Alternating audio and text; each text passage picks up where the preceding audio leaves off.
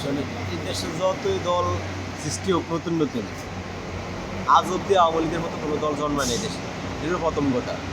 দ্বিতীয় কথা হচ্ছে যে যারা এখন বিভিন্ন দল গোছায় বা বিশেষ করে ছাত্র সমন্বয়ে একটা নতুন করে একটা দল গোছাইছে, এটার তো মূলত এরা মানে নিজেদেরকে পাবলিশ করার জন্য, নিজেদের অস্তিত্ব রক্ষার জন্য এই কাজটা করে। ঠিক আছে, এরা বুঝা গেছে যে আওয়ামী লীগও এক শত্রু, বিএনপিও এক শত্রু, এরা সবার চোখের কাটা।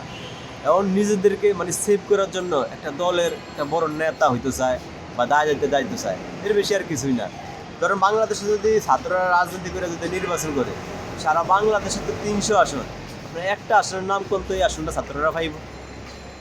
আমি মনে করি একটাই, ছাত্ররা এই জায়গাটা কিন্তু ছাত্রগণ না, যারা যারা রাজনীতি বোঝে, বহির্বিশ্ব বোঝে, দেশ বোঝে, এটা তাগো জায়গা। আপনারা ভার্সিটিতে পড়েন, আপনারা আপনাকে জায়গায় যান, বড় বড় প্রকৌশলী হন, ইঞ্জিনিয়ার হন, দেশের সুনাম অর্জন করেন বহির্বিশ্বে। কিন্তু আপনারা এখনও হয়েছে কি, দেশে তো আগে একটা অটো ভাষাইলেও আসছিল, কিন্তু বর্তমানে কোনো ভাষাই নাই, মানে পুরো শিক্ষা ব্যবস্থাটা একদম ধ্বংস করে দিছে। মানে আপনার কিছু হইলি এই রাজুতে আসো আন্দোলন, মানে আন্দোলন মানে সংগ্রাম করা লাগবে। কার বিরুদ্ধে সংগ্রাম করবি? এ দেশকে ব্রিটিশরা চালায়, আমেরিকানরা চালায়, স্পেন চালায়, অস্ট্রেলিয়া চালায়, কার বিরুদ্ধে সংগ্রাম করে? একটা নেত্রী যে কিনা সাহসের সাথে বলিষ্ঠ নেতৃত্ব দিয়া দেশটাকে সাজাইছে আর গোছাইছে, তোরা তারে দূরাইছস, দূরাই এই 5 মাসে একটা ইট লাগাইছস।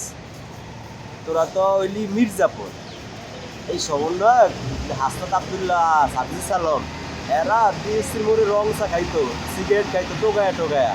ওই সার্টিফিকেট সাদ্দাম আছে না, ওর কাছ থেকে বিড়ি খাইতো ঘুরছা, আর এখন বিএমডব্লিউ গাড়ি চালায়। ঠিক আছে, এই রাজনীতি এই ছাত্র রাজনীতি বাংলাদেশের ধ্বংস করবো আমি আপনাদের বললাম, আপনি লিখে রাখেন। এরা চিকিৎসা ব্যবস্থা মানে প্রত্যেকটা ব্যবস্থা এরা ধ্বংস করে ছাড়বো। কারণ যেহেতু এরা রাজনৈতিকভাবে এরা তেমন বোঝে না, এরা এক্সপার্ট না। এইরকম লোকেরা যদি দেশে হাল ধরে, দেশে কী অবস্থা হইব ভাই? আচ্ছা কন্ত ভাই, পৃথিবীর আর কোনো দেশে কি ছাত্র নাই, ব্রিলিয়ান্ট ছাত্র নাই? এরা কি দেশ চালায়? আজকে যদি আমেরিকার মতো জায়গা যদি নাসার বিজ্ঞানীরা দেশ চালাইতো, তারা তো চালায় না। আপনারা কি তার চেয়ে বড় কিছু হয়ে গেছে? আচ্ছা ধৈর্য নিলাম একটা সংগ্রাম করছেন, একটা পজিটিভ দিক আছে, সংগ্রাম করছেন, নির্বাচন দিবেন, জনগণ যারা চায় নির্বাচিত সরকার আইব, এরা দেশ চালাইব, এরা ব্যর্থ হইব, আবার আরেকজন দেশ চালাইব। কিন্তু আপনি দেশ চালান নাকি?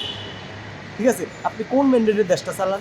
আর আপনি তো তাইলে দিন শেষে বুঝা গেছে যে বিচার মানি তাল গাছটা আমার, মানে আপনারাও ক্ষমতা পিপাসু, ক্ষমতার নেশা আপনাদেরও ধরছে। বিশেষ করে যে প্রেস ক্লাবের মতো জায়গায় আগুন দেওয়া, সচিবালয়ের মতো জায়গায়, এটা তো বাংলাদেশের মেরুদণ্ড। সেই জায়গায় একটা ফিল্টার ঢোকার মতো কোনো ব্যবস্থা নাই, সার্কিট ক্যামেরা আছে। ওই জায়গায় জুলাই আগস্টের মতো সময়ও আগুন লাগে না, কিন্তু আপনারা পরিকল্পনা করে একটা আগুন ধরাইছেন। এটা একটাই কারণ, আপনারা ক্ষমতা দীর্ঘ করবেন। আওয়ামী লীগের অনিশ্চয় যায় অবস্থা। আওয়ামী লীগ পাওয়া যায় জঙ্গলে, আওয়ামী লীগ পাওয়া যায় সাগরে, আওয়ামী লীগ আছে দৌড়ের রূপে। আওয়ামী লীগ এই সময় এই জায়গায় আগুন লাগাইছে, আওয়ামী লীগের এত বড় হিম্মত, এটা তো এরা করছে কৌশল কইরা ক্ষমতা থাকার লেগে। আপনার এই যে এটা চূড়ান্ত রিপোর্ট তো এখন দিব না, কারণ এরা তো সরকারে আছে। এরা যেদিন বিরোধী দল হইব ওই দিন দেখবেন এটার পুরো রেজাল্ট পাইবেন আপনি। আপনার যে উপদেষ্টা যারা আছেন, বিশেষ করে এই যে আসিফ মাহমুদ, আপনার 4 লক্ষ টাকার কম্বল বিতরণ করতে যায় 5 লক্ষ টাকার মানে ক্ষতি করছে। হেলিকপ্টারে শুনলাম। হেলিকপ্টারে করে কম্বল দিতে যায়। আচ্ছা এই দেশে কি আগে নেতা মন্ত্রী আসছিল না? তারা কিরকম করছে? মানে সমস্যা হয়েছে এরা হয়েছে ওই নয়া ক্ষমতা পাইছে, নয়া। ঠিক আছে, এখন ক্ষমতা কি করবো খুব ফেরায় আছে, কি কিছু ক্ষমতা রাখবো না কিছু ক্ষমতা বেচবো না বহির্বিশ্বে কিছু ক্ষমতা সেল করবো, মানে খুব একটা ফেরায় আছে ক্ষমতা কি করবো। বাংলা একটা কথা আছে না যে নাই দিন না স্বামী বাপের মতন, ক্ষমতা ভাইরা আসিল কি টোকাই, এখন ক্ষমতা হয়েছে এত ক্ষমতা কি করবো, এইলো মূল সমস্যা। আপনি দেখবেন এরা দেশটারে অরাজকতা কইরা একদম মাজা ভাঙ্গা, অর্থনৈতিকভাবে দুর্বল কইরা, আর নয়তো কোনো দেশের লোকে যুদ্ধ বাজায় এতে আসতে ফলে যাইব গে। আর আমরা সাধারণ মানুষকে একটু ছাইড়া দেবো এমনি, এত সহজ এরা আমগো একটা দেশ এটা যায় দিয়ে যাবে গে।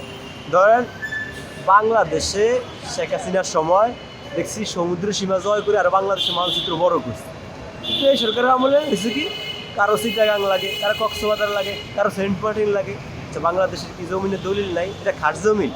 যদি খাস জমিন হইব তাহলে বিগত সরকারের সময় কেউ জমিন দাবি করে না, তার মানে আপনাদের ম্যান্ডেট নাই, আপনাদের হিম্মত নাই।